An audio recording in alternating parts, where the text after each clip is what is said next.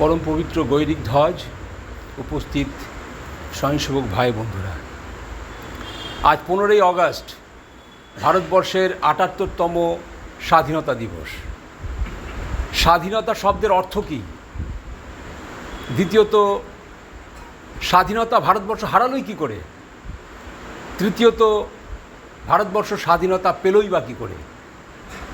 আর স্বাধীনতার দিনের আজকের আমাদের মূল্যায়ন, এই চারটি বিন্দুর ওপরেই আমার বক্তব্যকে আমি সীমাবদ্ধ রাখব। স্বাধীনতা শব্দটার সন্ধি বিচ্ছেদ করলে দাঁড়ায় স্বযুক্ত অধীনতা। স্বাধীনতা মানে আমার নিজের অধীনে আমি নিজে থাকবো, কারো অধীনে আমি থাকবো না ব্যক্তিগতভাবে।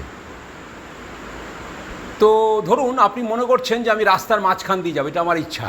তাহলে রাস্তার মাঝখান দিয়ে আপনি যাবেন, এটা আপনার ইচ্ছা। আপনি স্কুলে চাকরি করেন, 10টার সময় যাব, আমি 2টোর সময় চলে আসবো, এটা আপনার স্বাধীনতা। কিংবা আপনি মনে করছেন যে আমি অফিসে যাই 10টার সময়, আমি 2টোর সময় খেয়ে দিয়ে যাব। যদি প্রশ্ন করা হয় যে এটা কি স্বাধীনতা, তাহলে উত্তর আসবে, সবাই বলবেন যে না, এটা স্বাধীনতা না। তাহলে এটা স্বাধীনতার কী? তাহলে স্বাধীনতার নামে একটা উচ্ছৃঙ্খলতা। তাহলে ব্যাপারটা কি দাঁড়াচ্ছে? শাব্দিক অর্থ অনুযায়ী কি স্বাধীনতা শব্দটা যা মানে তা তো হচ্ছে না। তাহলে স্বাধীনতা কাকে বলে? একটা প্রশ্ন আসছে। তো স্বাধীনতা শব্দটা অক্ষর ব্যাখ্যা করতে গেলে আগে আমাদের ফিরে যেতে হবে মানব সভ্যতার ইতিহাসে। আমরা সকলেই জানি আগে আমরা পশুবৎ জীবনযাপন করতাম। যখন আমরা পশুকে শিকার করে খেতাম, অধিকাংশ সময় আমরাই পশুর পেটে চলে যেতাম। তখন মানুষের গড় আয়ু ছিল মাত্র 20 বছর।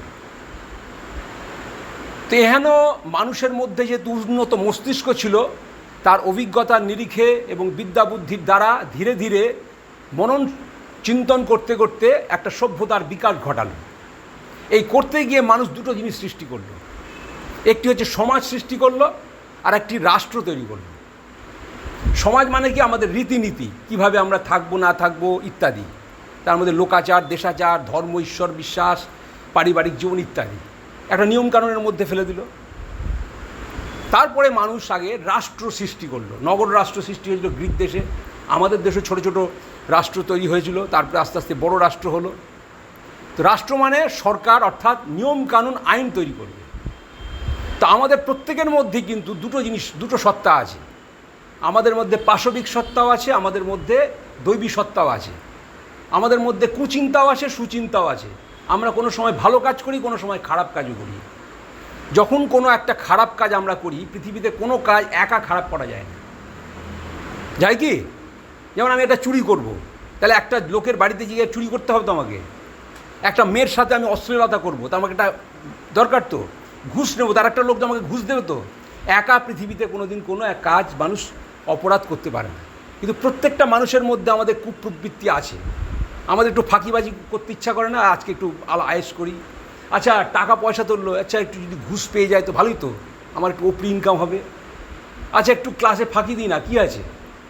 প্রত্যেকটা মানুষের মধ্যেই এই বৃত্তিটা আছেই। সুতরাং যখন আমরা এগুলো করতে যাই, তখন আমাদের, যেহেতু আমরা সমাজ রচনা করেছি, রাষ্ট্র রচনা করেছি, তাই দুটো কারণে এগুলো আমরা করতে পারি না। একটি হচ্ছে, আমি যদি একটা মেয়ের সাথে অশ্লীলতা করি, বলে এই অমিতদা কী করেছে এগুলো, ছি ছি ছি ছি, আমার একটা ভয় থাকে, তার মানে লুকিয়ে গোপনে করবো।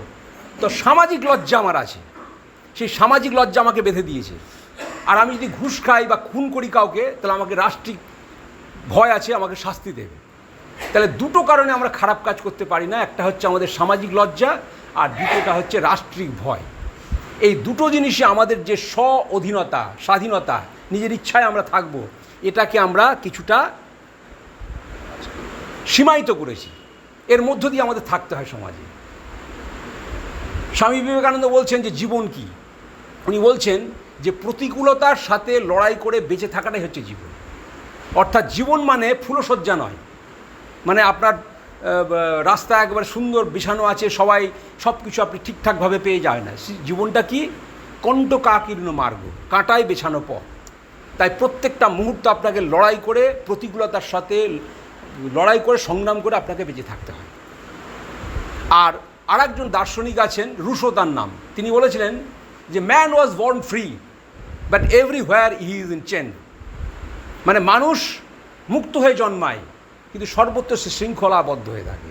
ওই যে রাষ্ট্র সমাজ এগুলো আমাদেরকে ইয়ে করে। আমি যদি স্কুলে গিয়ে দেরি করে যাই, আমার স্বাধীনতা বললাম, কিন্তু আমাকে স্কুল থেকে তো পানিশমেন্ট দেবে, শোকজ করবে, চার্জশিট দেবে। আমি যদি ঘুষ খাই আমাকে চাকরি থেকে সাসপেন্ড করে দেবে, পানিশমেন্ট দেবে। তো এই জন্যে স্বাধীনতার শব্দটা একটু খটোমটো হয়ে যাচ্ছে, তাই শাব্দিক অর্থের সাথে মিলছে না।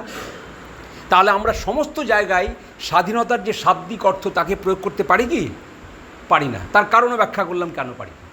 এবার আসা যায় যে স্বাধীনতা বলতে আমরা কি বুঝছি আজকের যে স্বাধীনতার আলোচনা, সেটা হচ্ছে 1947 সালের 15ই অগস্ট ভারতবর্ষ তার স্বতন্ত্রতা ফিরে পেয়েছিল।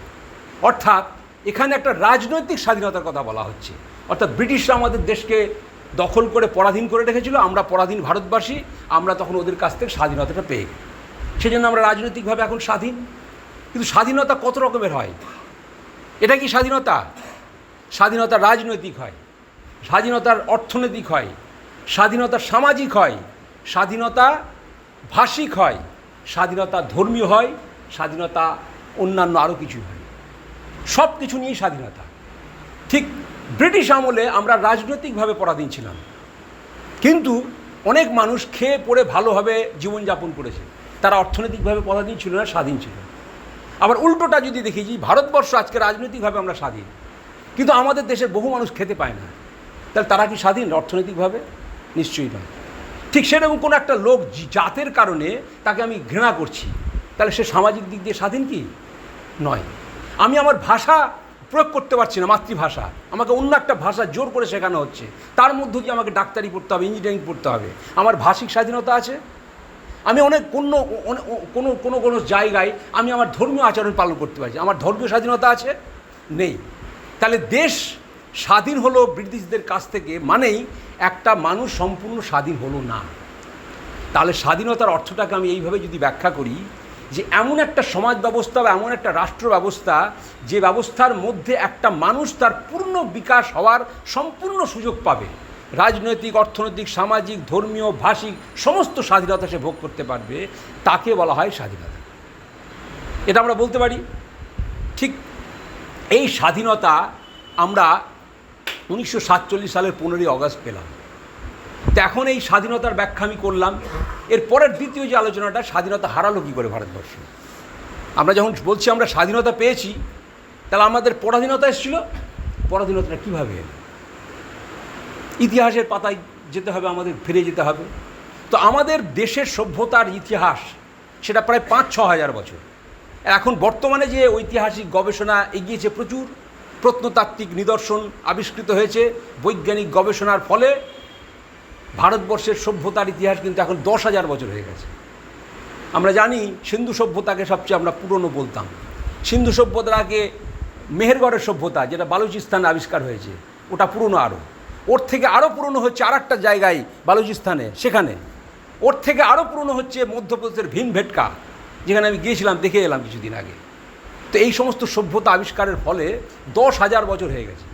ছেড়ে দিন 10,000 বছরের ওগুলো বিতর্কিত ব্যাপার বা আলোচনা হচ্ছে, আপ টু ডেট নলেজ আমাদের নেই, ছেড়ে দিলাম। কিন্তু 5-6 হাজার বছর যদি ইতিহাস দেখি, 5,000 বছর যদি ধরি, তাহলে বিগত 1,000 বছর বাদ দিয়ে প্রায় 4,000 বছরের আমাদের স্বাধীনতার ইতিহাস গৌরবময় ইতিহাস ছিল। এটা আমরা সকলেই জানি। 4,000 বছরটা তো কম নয়। কিন্তু বিগত 1,000 বছর আমরা পরাধীনতার লজ্জাজনক কালখণ্ড কাটিয়ে এসেছি। তো সেই স্বাধীনতা আমাদের হারালো কী করে?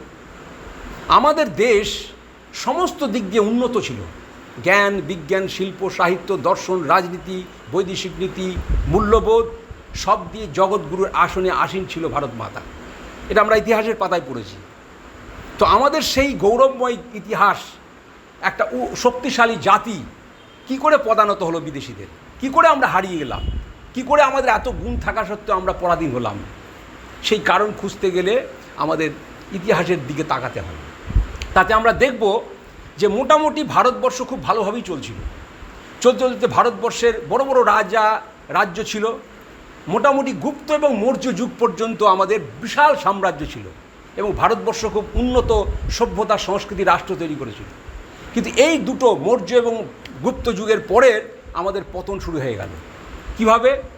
আমরা জানি যে শেষ পতনের কাল শুরু হয় 1635, হ্যাঁ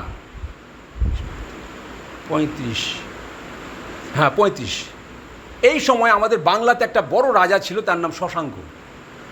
এই শশাঙ্কের মৃত্যু হয়ে যায়, তারপরে মাৎসন্যায় চলে, তারপরে পাল রাজার আছে, ক্যাও সৃষ্টি হয়ে যায়।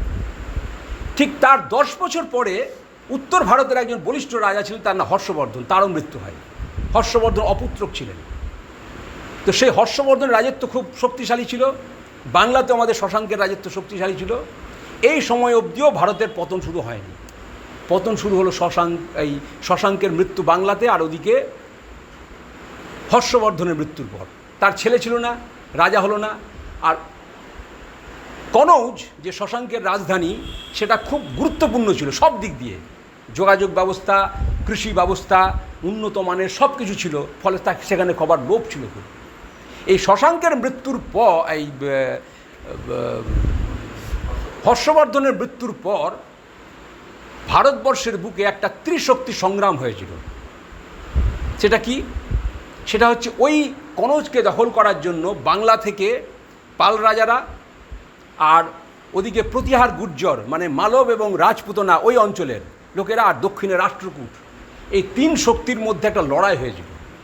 সেই লড়াইয়ের ফলে ভারতবর্ষ ভীষণভাবে দুর্বল হয়ে গেছিল, এবং এই লড়াই প্রায় 200 বছর ধরে চলেছিল। 1-8 বছর না, কিন্তু 50-30 বছর না, 200 বছর ধরে চলেছিল সেই কনৌজের দখল নিয়ে। এর ফলে কি হলো, যে কোনো রাজ্য, সবাই আমরা ওটা দখলও করতে পারলাম না, বড় একটা সাম্রাজ্য তৈরি করতে পারলাম না।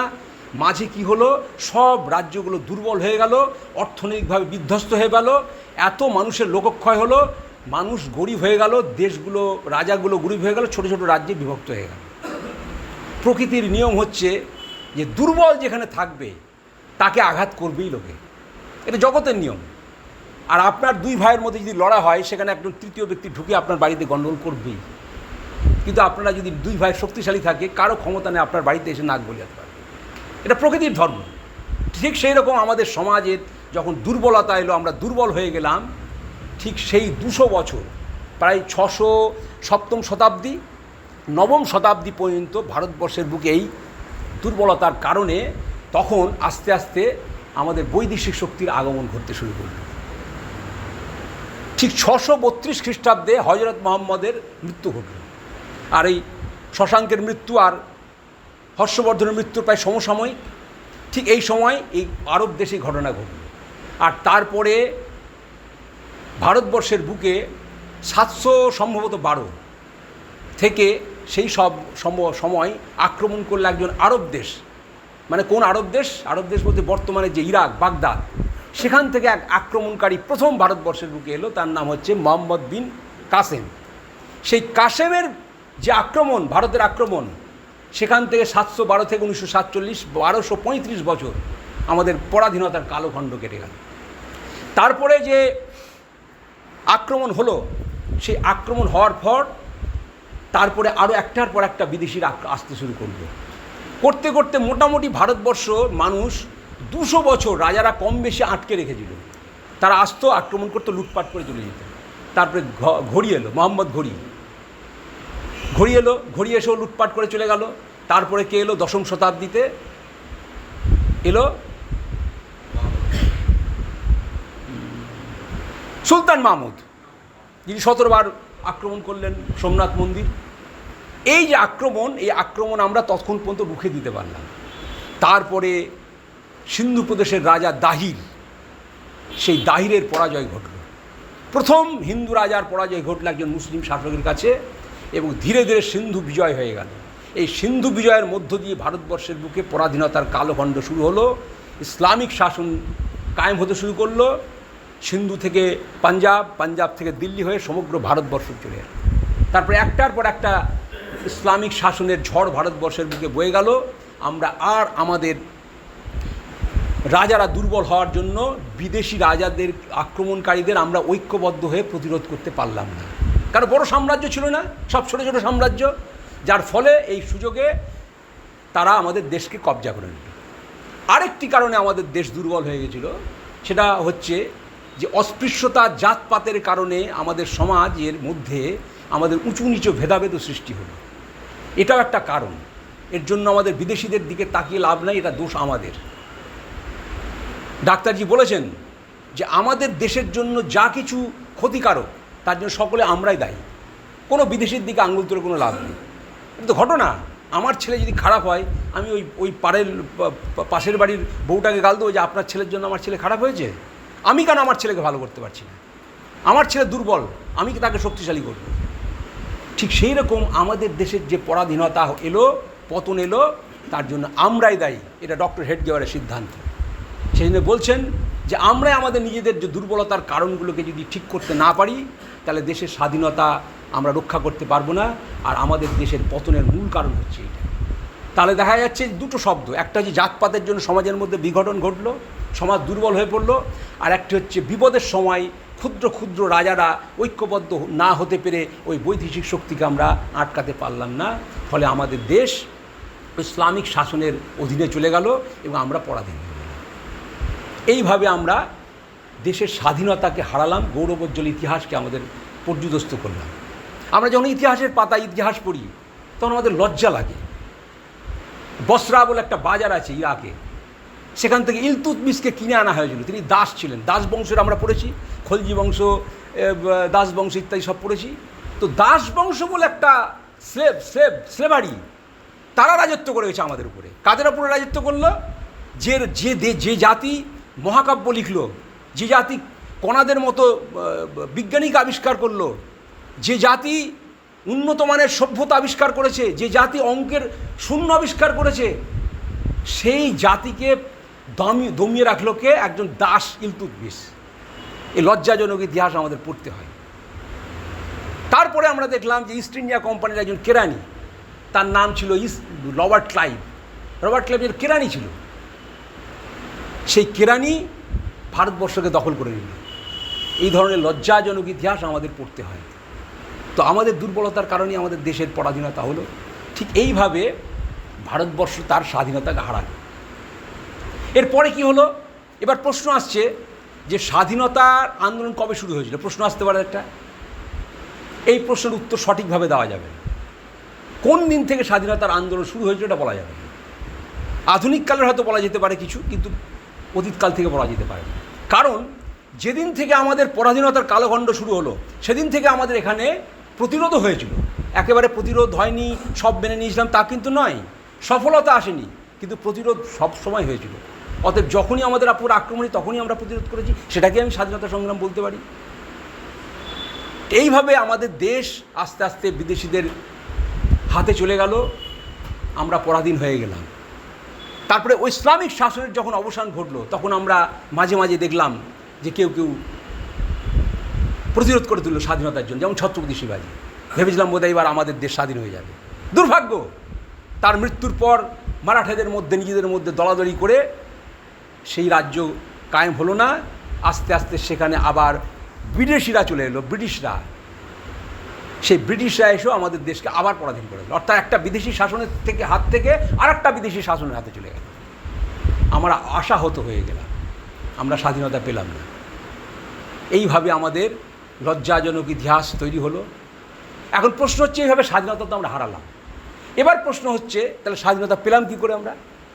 তারও একটা ইতিহাস আছে। সেই ইতিহাস যদি আমরা যাই তাহলে দেখব, ওই যে বললাম যে ইতিহাসে আমাদের একটা ভুল জিনিস পড়ানো হয় যে আমরা 200 বছর ব্রিটিশের গোলাম ছিলাম, তাই 200 বছর শাসন, বিদেশি শাসনের অবসান করে ভারতবর্ষ স্বাধীন হয়েছে। এ কথা সম্পূর্ণ মিথ্যা, সম্পূর্ণ মিথ্যা। ওই যেদিন আমাদের দাহিরের পরাজয় হয়েছিল সেদিন থেকে আমরা পরাধীন ছিলাম। অনেকে উল্টো পাল্টা ব্যাখ্যা করে, কি বলে যে ব্রিটিশরা তো বিদেশ থেকে এসেছিল, কিন্তু এদেশের মুসলিম শাসকরা তো এদেশেই ছিল, তাহলে তারা কী করে হলো? একদিন একজন ইউটিউবের একজন মুসলিম ইতিহাসের শিক্ষক সে ব্যাখ্যা করছে, সে দেখাচ্ছে, বোঝাচ্ছে যে ইসলামিক শাসন আসার পরে কত ভালো হয়েছে। বঙ্কিমচন্দ্র এক জায়গায় বলছেন যে স্বাধীনতা মানে কি?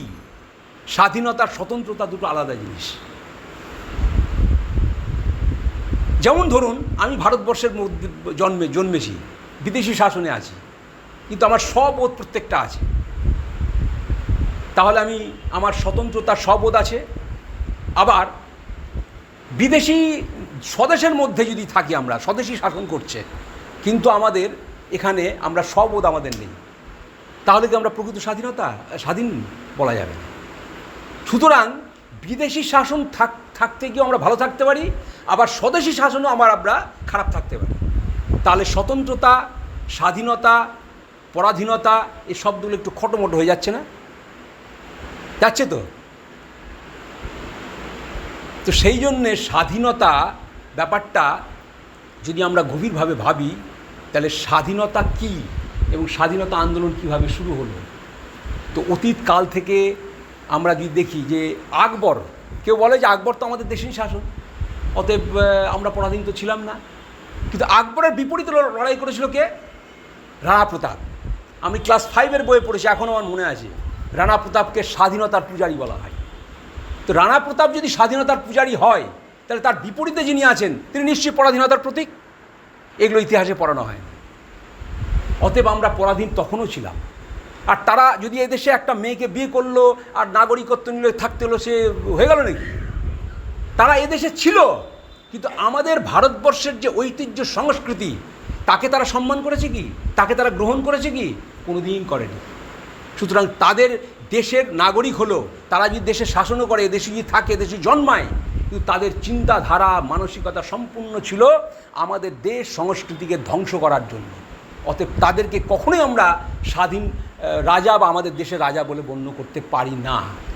আমাদের মন্দির ধ্বংস হয়েছে, নারীর সম্মান ভুলুণ্ঠিত হয়েছে, আমাদের উপরে জিজিয়া কর চাপানো হয়েছে, আমাদের পরাধীন করে রাখা হয়েছে, আমাদের কোনো স্বায়ত্তাভিমান ছিল না, তাই আমরা নিশ্চয়ই পরাধীন। এবার অনেক অতি আতেল লোক আছে যারা আবার ব্যাখ্যা করে যে এটাকে আপনি কি বলছেন, ওই তো মুসলমানদের আমলে তো অনেকে মন্দির তৈরি করেছে রাজারা, অনেকে তো হিন্দুরাও বড় বড় পদে ছিল, এরকম একটা অপব্যাখ্যা তারা করে। আর সেটা তো করতেই হবে, এটা তো কমন সেন্স। আমি বিদেশ থেকে এসেছি, আমার মুষ্টিমেয় শক্তি, তো এখানকার যারা রাজার লোক যারা আছে তাদের বিদ্যা বুদ্ধি যোগ্যতাকে আমার কাজে লাগাতে হবে না? তো ব্রিটিশরাও তো কাজে লাগিয়েছিল, ব্রিটিশদের আমলে তো আমাদের ভারতের লোকেরা বড় বড় পদে ছিল, তার মানে আমরা স্বাধীন ছিলাম নাকি? এই ধরনের অপব্যাখ্যা করে আমাদের মাথা খাওয়া হয়েছে যে না, ইসলামিক শাসন ছিল সম্পূর্ণ স্বদেশী শাসন, ব্রিটিশ শাসন ছিল আমাদের ব্রিটিশ শাসন।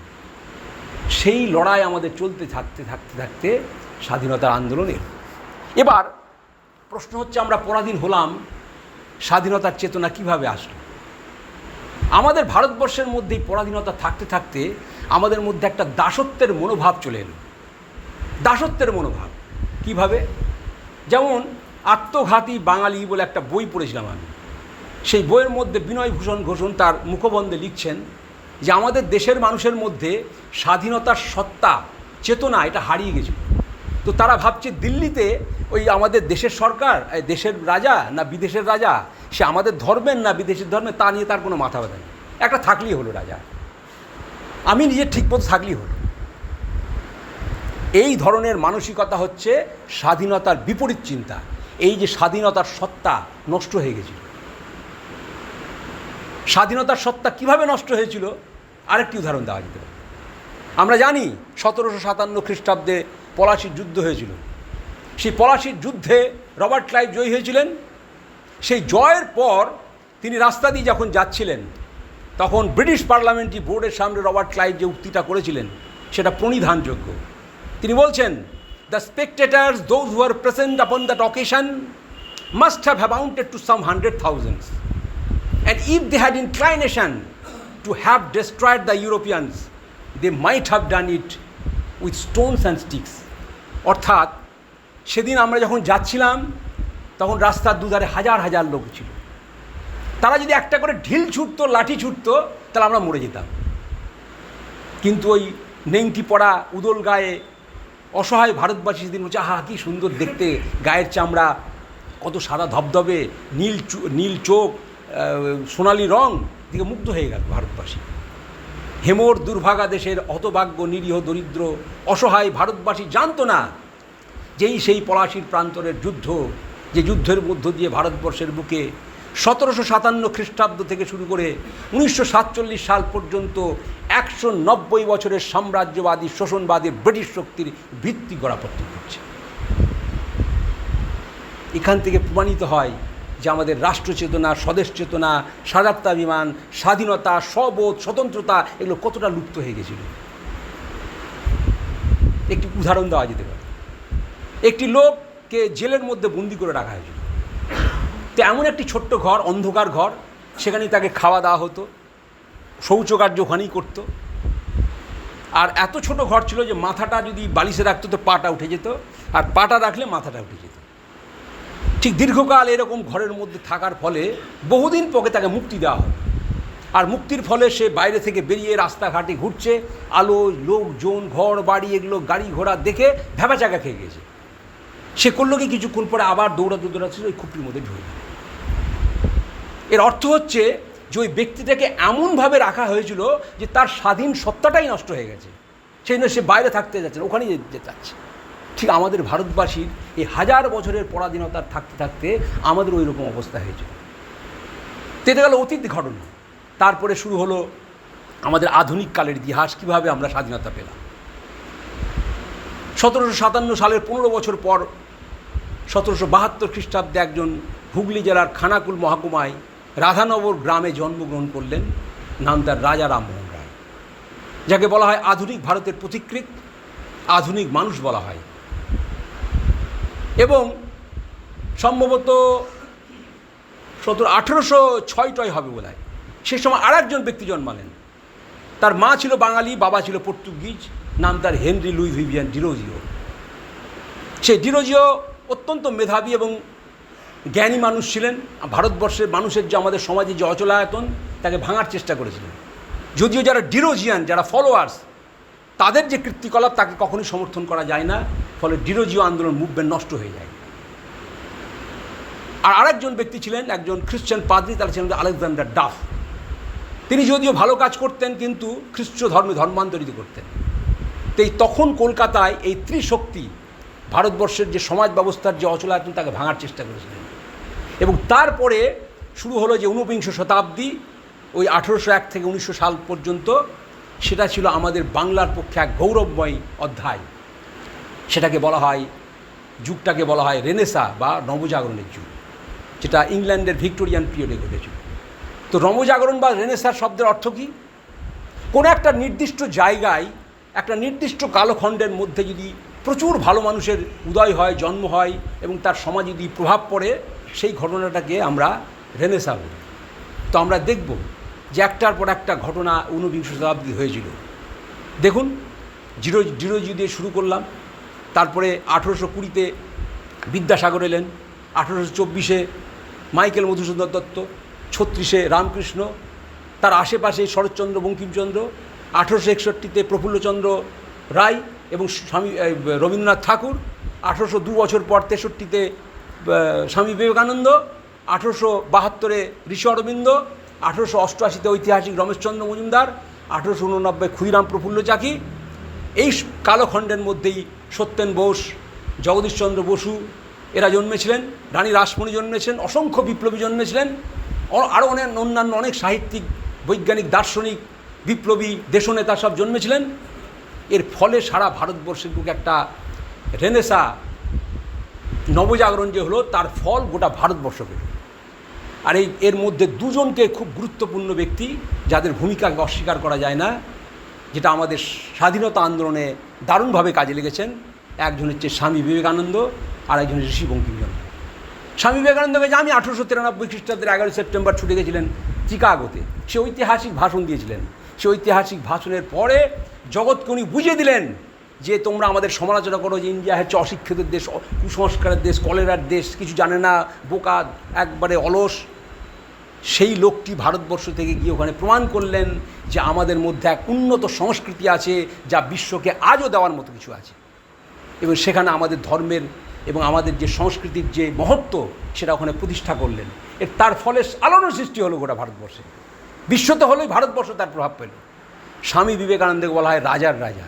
এই নবজাগরণের স্বামীজির একটা বিশাল বড় ভূমিকা আছে, তার প্রভাবও দেশে পড়েছে। আমাদের বড় বড় যারা নেতা, এমন কোনো লোক নেই যারা স্বামী বিবেকানন্দ থেকে প্রেরণা পায়নি বা তারা প্রশংসা করেনি। গান্ধীজিও করেছেন, নেহরুও করেছেন, আরও অন্যান্যদের কথা ছেড়ে দিলাম। এই দুজনের কথা বললাম বিশেষ কারণে। আর একজন হচ্ছে ঋষি বঙ্কিমচন্দ্র চট্টোপাধ্যায়। ঋষি বঙ্কিমচন্দ্র চট্টোপাধ্যায় আনন্দমঠ উপন্যাস লিখলেন। সেখানে কি দেখালেন?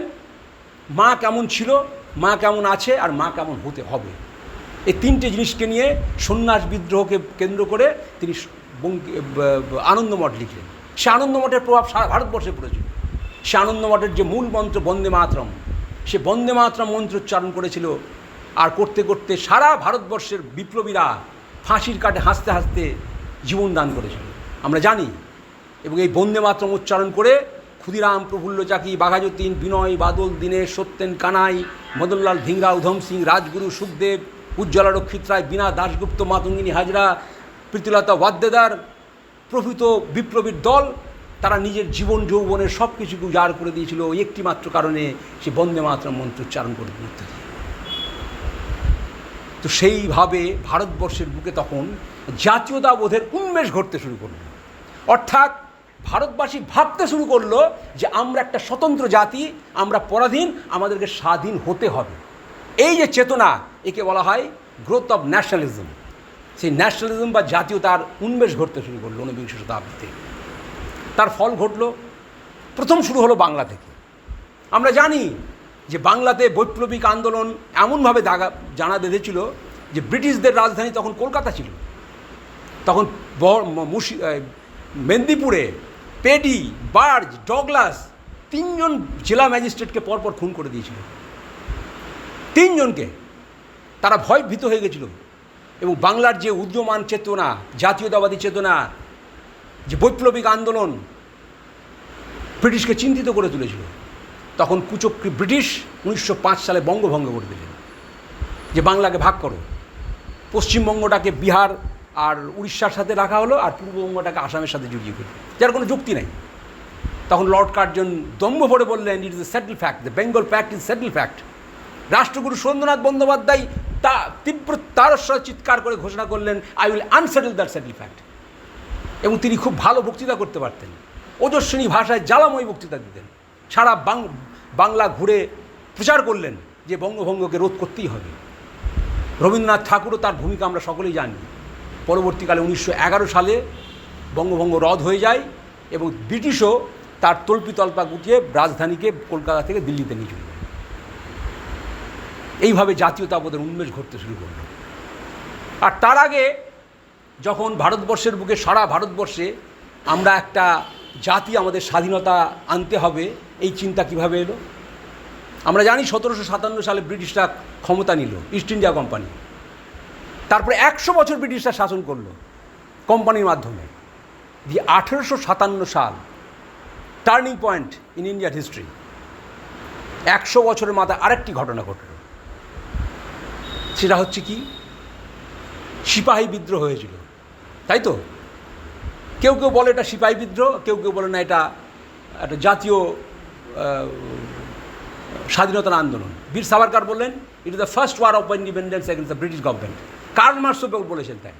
আবার ঐতিহাসিক রমেশচন্দ্র মজুমদার সাভারকারকে সমর্থন করেন, বলল না, এটা ঠিক ব্রিটিশদের বিরুদ্ধে প্রথম স্বাধীনতা সংগ্রাম নয়। আমারও মনে হয় না, কারণ উনি তখন বললেন যে এটা হচ্ছে ভারতবর্ষের মধ্যে মানুষের যে পুঞ্জীভূত ক্ষোভ, এই 100 বছর যে শোষণ করেছিল ব্রিটিশরা, তার একটা বহিঃপ্রকাশ ঘটেছিল, যদিও সেটা ব্যর্থ হয়েছিল। তাঁতিয়া টোপি, নানা সাহেব ফড়নবিস, মহারাষ্ট্রের নানা সাহেব ফড়নবিস, মিরাটের তাঁতিয়া টোপি, আর ঝান্সি রানী লক্ষ্মীবাই, আর সম্ভবত বিহারের কুঁয়ার সিং বোধহয়, এরা বিদ্রোহ করেছিল, কিন্তু সেটা ব্যর্থ হয়েছিল। যখন এই ঘটনাটা ঘটলো, ব্রিটিশরা অত্যন্ত দূরদৃষ্টি সম্পন্ন ছিলেন। তখন ব্রিটিশদের একজন সিভিলিয়ান, তার নাম হয়েছিল অ্যালান অক্টাভিয়াম হিউম। সেই অ্যালান অক্টাভিয়াম হিউম দেখলেন যে ভারতবর্ষ 100 বছর ব্রিটিশরা শাসন করলো, তো একদিন না একদিন আমাদের দেশ ছেড়ে চলে যেতেই হবে। যতটা পারা যায় ত্বরান্বিত করা যায়, এই যে দেরিতে আমরা থাকি যাই। তখন উনি একটা চাতুর্য প্রয়োগ করলেন বুদ্ধিমত্তার সাথে। তখন কলকাতা স্নাতকদের উদ্দেশ্যে একটা খোলা চিঠি লিখলেন, লিখে বললেন যে আমাদের এখন সময় হয়েছে ভারতবাসীর ঐক্যবদ্ধ হয়ে ব্রিটিশদের সাথে চুক্তি করা, তাদের আবেদন জানানো, যাতে ভারতবাসী ঠিক থাকে, ভারতবাসীর যে ক্ষোভ সেগুলো পুঞ্জীভূত হয়, এটা উনি বললেন। এদিকে ভারতবর্ষের বুকে কিন্তু সর্বভারতীয় স্তরে একটা দানা বাঁধতে শুরু করছিল। যেমন ইন্ডিয়ান অ্যাসোসিয়েশন তৈরি হয়েছিল, তো সেটা দানাবাদিরই ঠিক। তারপরে 1885 খ্রিস্টাব্দে 72 জন মাত্র প্রতিনিধি গিয়ে বম্বেতে 1885 খ্রিস্টাব্দের জন্ম হলো ইন্ডিয়ান ন্যাশনাল কংগ্রেসের। তার প্রথম সভাপতি হলেন একজনকে ব্রিটিশ, ভারতীয় না, অ্যালান অক্টাভিয়া হিউম। তো সেই যে জাতীয় আন্দোলনের দানা বাঁধতে শুরু করলো, তখন ধীরে ধীরে সেই আন্দোলনে কারা অংশ নিত? ওই কলেজের অধ্যাপক, তারপর একটু ব্যারিস্টার, উকিল, এই ধরনের লোকেরা যেত। আর মাসে বা একদিন একটু বসতো, বাস এইটুকু করতো। করতে করতে করতে করতে আস্তে আস্তে দানা বাঁধতে শুরু করলো। এই ভারতবর্ষের বুকে লালা লাজপত রায়, বিপিনচন্দ্র পাল, লোকমান্য তিলক, দেশবন্ধু চিত্তরঞ্জন দাস, তারপরে মতিলাল নেহেরু, তারপরে সুরেন্দ্রনাথ বন্দ্যোপাধ্যায়, এই সমস্ত জাতীয় বড় বড় নেতা ছিল তখনকার দিনে। কিন্তু সবাই ব্যর্থ হয়েছে, কেউ সারা ভারতবর্ষের নেতৃত্ব দিতে পারে যেভাবেই হোক। এর পরে করতে করতে চলে এলো 1916 সাল। তখন জোহান্সবার্গের আইন ব্যবস্থা ছেড়ে ভারতবর্ষে একজন ফিরে এলেন, তার নাম গান্ধী। তার ঠিক 4 বছরের মাথায় লোকমান্য তিলকের মৃত্যু ঘটল। লোকমান্য তিলক খুব আদর্শবাদী এবং খুব কট্টরবাদী নেতা ছিলেন। তিনি বলতেন যে স্বরাজ আমার জন্মগত অধিকার, আমি এটা ছিনিয়ে নেব, এই ধরনের নেতা ছিলেন। তো সেই মৃত্যুর ফলে ভারতবর্ষের ইতিহাসের আরেকটি টার্নিং পয়েন্ট, অর্থাৎ কংগ্রেসের মধ্যে যে চরমপন্থা ছিল, সেই চরমপন্থা আস্তে আস্তে কমে গেল। একটা মধ্যবর্তী পন্থার নেতৃত্ব দিলেন গান্ধীজি। এবার গান্ধীজির কৃতিত্ব এখানেই যে গান্ধী একমাত্র নেতা, তিনি যেভাবেই হোক, ছলে বলে কৌশলে, ব্রিটিশের চামচাগিরি করে বলি আর ওই নেংটি পরে যেভাবেই হোক না কেন, তিনি কিন্তু সমগ্র ভারতবর্ষের মানুষের মধ্যে একটা প্রভাব ফেলতে পেরেছিলেন। এবং সমুদ্র হিমাচল এমন কোনো গ্রাম ছিল না যেখানে কংগ্রেস তিনি পৌঁছাননি, কংগ্রেসের পতাকা পৌঁছে দিতে পারেন। এবারে ঠিক যে ব্যাখ্যা করলে এরকম হতে পারে যে গান্ধীজির মতো নেতাকে না পেলে হয়তো আমাদের দেশের স্বাধীনতা আরও দেরি হতো। আবার এটাও ঠিক যে গান্ধীর ভুলের জন্য অনেক কিছু ক্ষতি হয়েছে আমাদের, সেটা ইতিহাসের বিতর্কিত বিষয়। কিন্তু এটা সত্য যে গান্ধী আসার ফলে একটা জোয়ার এসেছিল, এবং গান্ধীর জনপ্রিয়তা কোনখানে গিয়ে পৌঁছেছিল দুজন নেতাদের উক্তি থেকেই পড়ে যায়। একজন হচ্ছেন সুভাষচন্দ্র বোস, তিনি গান্ধী ভক্ত ছিলেন প্রথম দিকে। তো তিনি বলছেন যে ওই বুড়ো লোকটা যদি একটা কথা বলে না, গোটা ভারতবর্ষ হুড়মুড়িয়ে খেয়ে পড়বে। আর তার প্রিয় শিষ্য জওহরলাল বলেছিলেন, he emerged from the billions of the people, হাজার জনতার মধ্যে তিনি যেন আবির্ভূত হলেন। তো সেই গান্ধীর নেতৃত্ব এলো আস্তে আস্তে, তারপরে ভারতবর্ষের স্বাধীনতার আন্দোলনের দানা বাঁধতে শুরু করল। তো সেই 1885 আর 1930 কত বছর হলো? 45 বছর লেগে গেল কংগ্রেসকে পূর্ণ স্বাধীনতার দাবি করতে। তার আগে পূর্ণ স্বাধীনতার দাবি কোনোদিনও করেনি। ডোমিনিয়ন স্ট্যাটাসের কথা বলেছিল, আবেদন নিবেদনের পালা করেছিল। আর এই যে কংগ্রেসের জন্মটা দিলেন, এই জন্মটা দেওয়ার যে থিওরি, সেটা হচ্ছে কি সেফটি ভালভের থিওরি বলা হয়। ট্রেন চলে, ইঞ্জিনের মধ্যে বাষ্প থাকে, তো বাষ্পের ওপর একটা সেফটি ভালভ থাকে, কারণ যখন বাষ্প বেশি হয়ে যায়, যদি বেরোতে না পারে ফেটে যাবে, সেই জন্য একটা সেফটি ভালভ থেকে অতিরিক্তটা বেরিয়ে যায়। তো সেফটি ভালভের থিওরি নিয়ে কংগ্রেসের জন্ম হয়েছিল।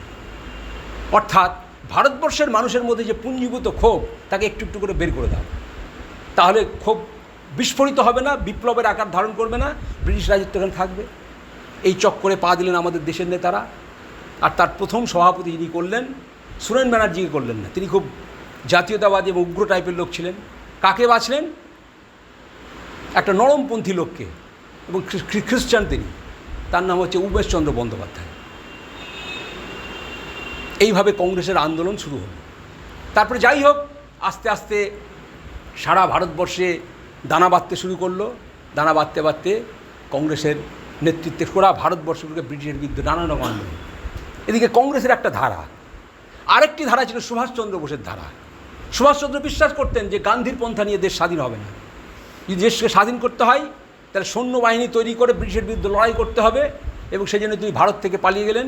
কংগ্রেসে এমন একটা পরিস্থিতি সৃষ্টি করলেন, তাকে বাধ্য করলো কংগ্রেস থেকে বিতাড়িত করতে। এক কথা বলতে তাকে বিতাড়িত করা হয়েছিল। আমরা জানি যে পট্টভি সীতারামাইয়ার পরাজয়ের সময় গান্ধীজি বলেছিলেন, the defeat of Pattabhi Sitaramayya is defeat of myself. এত বড় অপমানজনক কথা। সুভাষচন্দ্রের প্রথম যিনি জিতেও তাকে হাঁটতে হলো, তার পদত্যাগ করে বাধ্য হলো। তো সুভাষচন্দ্র বোস দেশ থেকে চলে গেলেন। দেশ থেকে বলে গিয়ে ভারতবর্ষে সেই গোমো স্টেশন থেকে চলে গেলেন কাবুলে। কাবুলে উত্তম চাঁদ বলে একজন ব্যবসায়ী ছিল, তাকে সাহায্য করেছিল জিয়াউদ্দিনের নাম ধরে।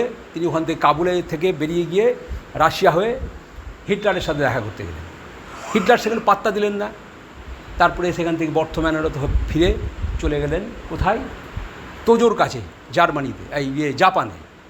তো সেখান থেকে করলেন। তো সেখানে আমাদের যে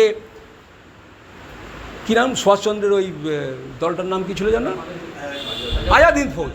আজাদ হিন্দ ফৌজ তৈরি করে রেখেছিলেন মহান বিপ্লবী রাসবিহারী বসু। তখন বললেন আপনি তার নেতৃত্ব দিন।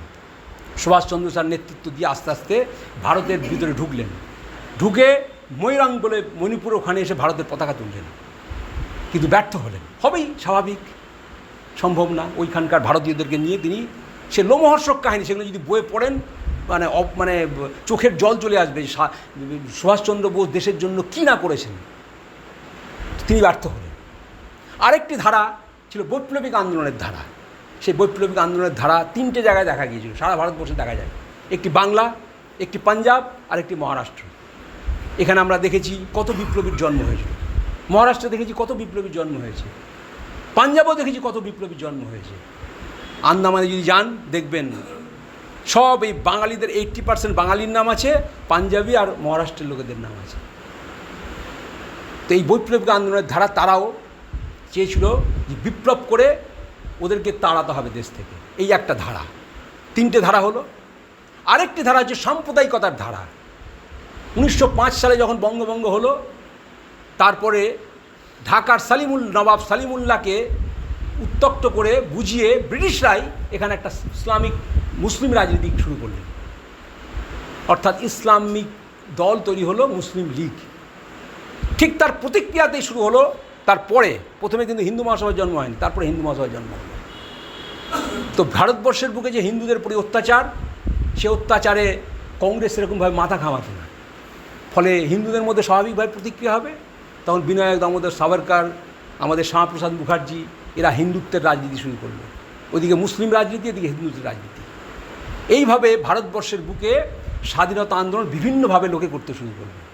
করতে করতে অবশেষে আমরা দেখলাম যে ভারতবর্ষের বুকে যখন সেই 30-এর দশকের আগে তো গান্ধী বলে কোনো নামই ছিল না। তারপরে গান্ধী এলো। তারপরে সেই সময় তখন থেকে সাম্প্রদায়িক রাজনীতিও বিভাজিত হতে শুরু করলো। জিন্না ওই বঙ্গভঙ্গের পর পালিয়ে গেছিল দেশ থেকে, ব্রিটেনে চলে গেছিল। ওই লোকটাকে আবার, হতাশাগ্রস্ত লোকটাকে আবার ডেকে আনা হলো। এটাকে মুসলিম লীগকে উজ্জীবিত করা হলো। আর সেই বাংলার মধ্যে আরেকজন মুসলিম নেতা ছিলেন, তার নাম ফজলুল হক, আব্দুল কাসেম ফজলুল হক, বরিশালের লোক। তো তিনি সাম্প্রদায়িক রাজনীতি করতেন না, মানে মুসলিমরা পিছিয়ে আছে এই জন্য মুসলিমদেরকে নিয়ে রাজনীতি করতেন। সেই লোকটির হাত দিয়েই জিন্না করাচি কংগ্রেসের 14 দফা দাবি তোলালেন। ধীরে ধীরে আবেদন নিবেদন, রিজার্ভেশন, নানান রকম দাবি মুসলিম লীগ থেকে শুরু হলো। করতে করতে একবারে দেশভাগকে অবসম্ভাবী করে দিল। যখন এইরকম পরিস্থিতি, তখন দেখলাম যে কলকাতার বুক 1946 সালের 16ই আগস্ট শ্যামাপ্রসাদ মুখার্জি বলেছিলেন 1 বছর আগে দেশভাগের, যে vote for CPI, Communist Party of India, is vote for partition. Vote for Congress means the vote for partition. Shyamaprasad মুখার্জির কথা কেউ শুনবে। ঠিক বছর ঘুরতে না ঘুরতেই দেশভাগ অবসম্ভাবী করে দিল। 1946 সালের 16ই আগস্ট কি ভয়ঙ্কর ভাতৃঘাতী দাঙ্গা হয়েছিল। তাতে কত লোক মারা গেছে নিয়ে বিতর্ক আছে। আমি ইতিহাসে যতটুকু পড়েছি 7,000 ন্যূনতম সংখ্যা শুনেছি, আর সর্বোচ্চ 15-16 হাজার শুনেছি, যার মাঝামাঝি একটা কিছু হবে। তো সেই সময় এখানে তখন প্রধানমন্ত্রী বলা হতো এই রাজ্যের যে মুখ্যমন্ত্রী, তার নাম ছিল সোহরাওয়ার্দী। সেই সোহরাওয়ার্দীর নামে বাংলাদেশে একটা আছে, সোহরাওয়ার্দী উদ্যান। সেই সোহরাওয়ার্দী উর্দুভাষী মুসলমান ছিল। সেই সোহরাওয়ার্দী দেশভাগকে অবসম্ভাবী করা তোলার জন্য বাংলার কলকাতাকে বেছে নিয়েছিল, এবং বেছে বেছে মুসলিম পুলিশদেরকে থানার মধ্যে ডেপুট করা হয়েছিল, আর হিন্দুদেরকে সরিয়ে দেওয়া হয়েছিল, মুসলিম এলাকাকে সুরক্ষিত রাখা হয়েছিল, হিন্দু এলাকাকে অসুরক্ষিত রাখা হয়েছিল। আর সেই ভাতৃঘাতে দাঙ্গা শুরু হলো। সেই দাঙ্গার ফলে আরও দুঃখজনক ঘটনা, এই দাঙ্গাকে প্রতিরোধ করার জন্য কিন্তু প্রথমে বাঙালিরা আসেনি, যেটুকু করেছিল শিখ এবং হিন্দিভাষী লোকেরা। কারণ বাঙালিরা তো খুব আরামপ্রিয় জাতি, তো রুখে দাঁড়ায়নি। তারপরে এই ভাতৃঘাতী দাঙ্গা যখন হলো, তখন একে কেউ কিছু করতে পারছে না, কেন এটা তো করানো হয়েছে। তখন গোপাল লাল মুখোপাধ্যায়, গোপাল পাঁঠার একটা দোকান ছিল, উনি প্রতিরোধ গড়ে তুললেন, হিন্দুদেরকে সমস্ত জায়গায় নিয়ে গিয়ে ঐক্যবদ্ধ করলেন, অস্ত্রশস্ত্র নিয়ে, বলে আমরা পাল্টা মার দেব। তখন গান্ধীজি ছুটে এলেন, উনি গান্ধীজির সাথে দেখা করেছিলেন, গান্ধীজিকে বললেন যে আপনার কথা আমি শুনবো না। গান্ধীজি বলেছিলেন যে প্রতিক্রিয়া জানাতে বারণ করেছিলেন, গান্ধী বললেন আপনার কথা আমি শুনবো না, শোনেনি। এবং ওই লোকটি পাল্টা যখন মার দিল, তখন দাঙ্গা থামল। তখন সোহরাওয়ার্দী গান্ধীর কাছে চলে গেলেন, গান্ধীজি অনশন শুরু করে দিল, মিঠাই নামালো, তারপর শান্ত হলো। কিন্তু তার আগে যা হওয়ার হয়ে গেছে। এরকম ভাতৃঘাতী দাঙ্গা শুরু হয়ে গেল। দিয়ে কি হলো, আস্তে আস্তে আমরা দেখলাম সেই দেশভাগের দিকে আমাদের দেশকে নিয়ে যাওয়া হলো। অবশেষে আমরা দেখলাম যে 1947 সালের 48 সালের জুন মাসে ব্রিটিশ এদিকে দেশভাগ যে হলো, দেশ স্বাধীন হলো, তার কয়েকটা মূল কারণ আছে। একটা যে 42-এর বিপ্লব হয়েছিল, ভারত ছাড় আন্দোলন তীব্রভাবে হয়েছিল, যদিও সেই তার ব্যাপকতাকে অনেকটা নিয়ন্ত্রণ করেছিলেন গান্ধীজি, হতে দেয়নি। আরও যদি ব্যাপক হারে তো ভালো হতো। তারপরে বোম্বাতে নৌসেনা বিদ্রোহ শুরু হয়ে গেছিলো, সুভাষচন্দ্র বোসের দিকে আক্রমণ। তারপরে আর একটা কী ঘটেছিল, ভারতবর্ষের যে ব্রিটিশদের সৈন্য, প্রচুর সৈন্য মারা গেছিল, তাদের সৈন্য কমে গেছিল। সারা ব্রিটেনের সব দিকে, গোটা বিশ্বে ব্রিটিশদের অবস্থা তখন ছেলে মা কেঁদে বাঁধে, এমনিতেই তারা চলে যেত। তখন তারা ঠিক করলো 1948 সালের জুন মাসে ভারত ছেড়ে চলে যাবে। কিন্তু তারা দেখলো যে এই সময় যদি যাই, তাহলে জিন্না বোধহয় বেঁচে থাকবে না, কারণ জিন্নার টিবি রোগ ছিল এবং সেটা জানতো মাত্র দুজন, একজন জিন্নার চিকিৎসক আর এক জিন্নার বোন ফতেমা জিন্না। তখন দেখলো যে আমরা যখন যাবো, এই দেশটাকে টুকরো করেই যাব। তখন তাড়াতাড়ি রাতারাতি স্বাধীনতাকে এগিয়ে আনা হলো 1947 সালে 15ই আগস্ট। আর 15ই আগস্ট দিনটা কী কেন সুযোগ করলো? প্রথমে দেখুন 14ই আগস্ট পাকিস্তান হয়েছে, কিন্তু আগে দেশ স্বাধীন হয়নি, আগে দেশ টুকরো হয়েছে। আমরা হেরে গেলাম মুসলিমদের কাছে। এখানে জিন্নার কাছে নেহেরু প্যাটেলরা হেরে গেলেন, গান্ধীরা হেরে গেলেন। আর 15ই আগস্ট দিনটা ভারতের জন্য নির্ধারণ করা হলো। এটাও এশিয়ার মধ্যে যে বৃহৎ শক্তি, তার মধ্যে একটা দ্বন্দ্ব বাঁধিয়ে দিল। অর্থাৎ এই 15ই আগস্ট ছিল জাপানের আত্মসমর্পণের দিন। সেই জন্য 15ই আগস্টের দিনে কোনো জাপানি প্রতিনিধি ভারতের এই অনুষ্ঠানে আসেন না। এইভাবে আমরা হেরে গেলাম। তো হারবই তো, কারণ যখন লিওনার্ড মোসলে বলে একজন ঐতিহাসিক আছে, তিনি একটি বই লিখেছেন। সেই বইয়ের মধ্যে উনি লিখছেন যে আমি নেহরুকে প্রশ্ন করেছিলাম, নেহরু তখন 58 বছর বয়স, 47 সালে, বলেছে আপনারা দেশভাগ মেনে নিলেন কেন? দেশভাগ তো হতো না, ব্রিটিশরা তো এমনিতেই অবস্থা, তারা তো এমনি চলে যেত। তখন উনি বললেন কি জানেন?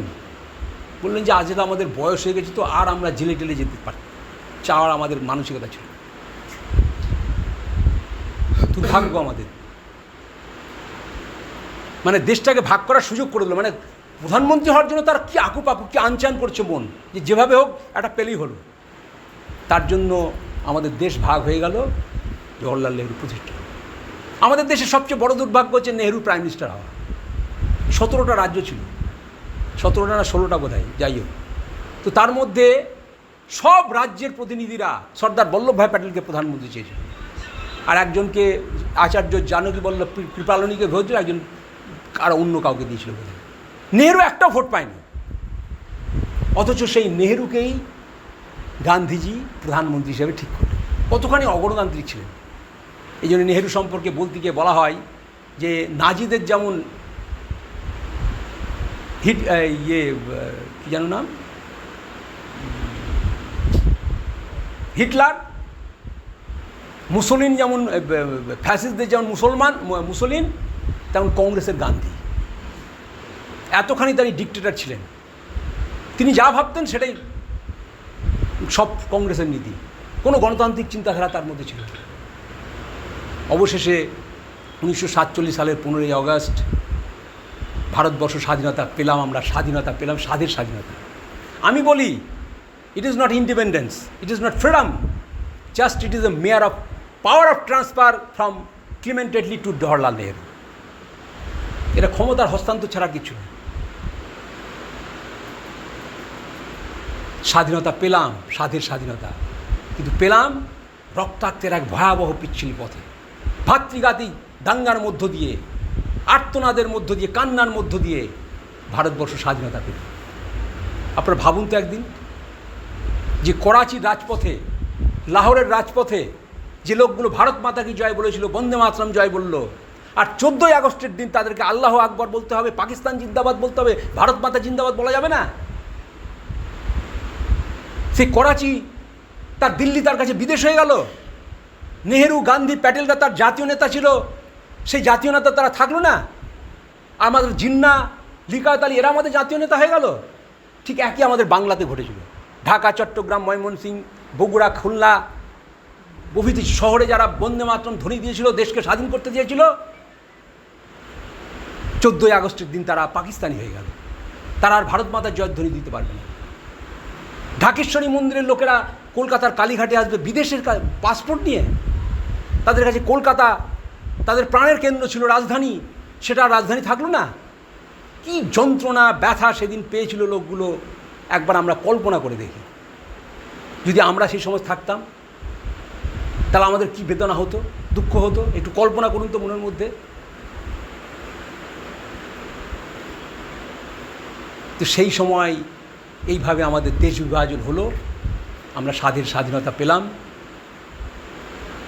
1947 সালের 14ই আগস্ট রাত্রে।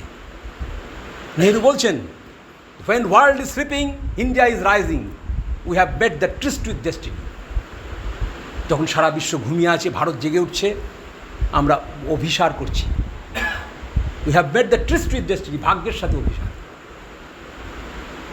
ভারতবর্ষ ক্ষমতা পেল। কিন্তু আমরা এটা জানি কি, ভারতবর্ষের স্বাধীনতার আন্দোলনের যদি ইতিহাস দেখি, কত লোক মরেছিল, কত লোক মরেছিল, কয়েক লক্ষ লোক মরেছিল। কিন্তু 30 লক্ষ লোক মারা গেছিল দেশভাগের জন্য, দাঙ্গার জন্য। ভাবুন, একটা দেশকে স্বাধীন করার জন্য 1 লক্ষাধিক লোক মারা গেছিল, আর দাঙ্গার জন্য, পার্টিশনের জন্য 30 লক্ষ লোকের মৃত্যু ঘটলো। এ দায় কে নেবে? কাউকে তো নিতে হবে। নেহরুকে, গান্ধীকে, প্যাটেলকে, কাউকে তো নিতে হবে। কেউ নিয়েছে দায়িত্ব? কে দেয়? ভারতবর্ষের স্বাধীনতা এটা হচ্ছে পৃথিবীর মধ্যে সবচেয়ে একটা বড় লার্জেস্ট মাইগ্রেশন। এত বড় স্থানান্তর কোনো দেশে ঘটেনি। এত বড় দুর্ভাগ্যজনক স্বাধীনতা দাঙ্গার মধ্য দিয়ে এসছে পৃথিবীর ইতিহাসে নেই। কত লোকের ক্ষতি হয়ে গেল, কত লোকের বুক ফাটা কান্না, কত মা ধর্ষিতা হলো, সন্তান নিহত হলো, মায়ের কোল হাতছাড়লো, কত স্বামীর জন্য তার স্ত্রীদের স্মৃতি থেকে স্মৃতি মুছে গেল, কত লোক নিপাত্তা হয়ে গেল, আমরা তার ইতিহাসই জানি না। এই স্বাধীনতা আমরা পেলাম সেই রক্তাক্ত ভাতৃঘাতী দাঙ্গার মধ্য দিয়ে।